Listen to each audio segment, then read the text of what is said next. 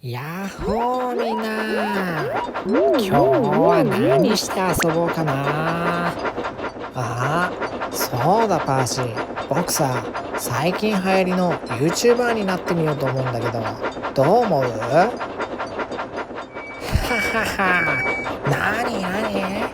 トーマス YouTuber なんの？わかったわかった。じゃあ僕さ、チャンネル登録してあげるよ。ちょっと動画作ったら見せてよね。オッケーオッケー。じゃあ近いうちに作るからさ、見てよね。あらら、そんなお話に夢中になってたら誰かいる。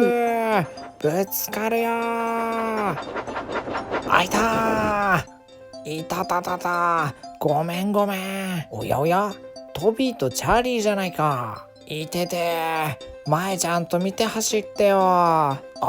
ところでさ、僕たち暇なんだよね。暇なの？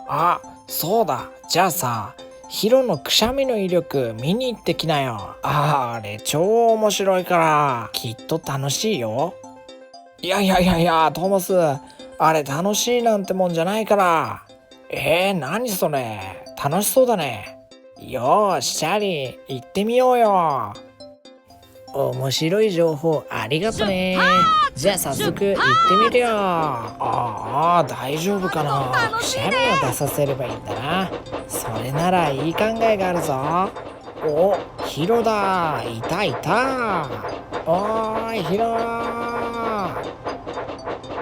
おいで。やあヒロ。やっほーチャーリーとトビー、どうしたのそんなに慌てて。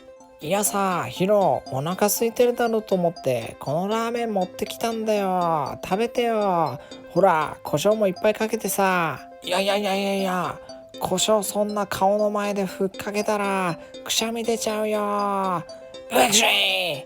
うわわー、なんじゃこりゃ。あらららら、またやっちゃったよ。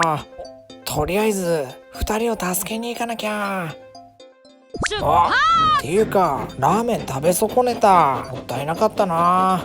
みんな最後まで動画を見てくれてありがとう。この丸を押してチャンネル登録とグッドボタンもよろしくね。コメントもいつもありがとね。次はトーマスが YouTuber になるみたいだよ。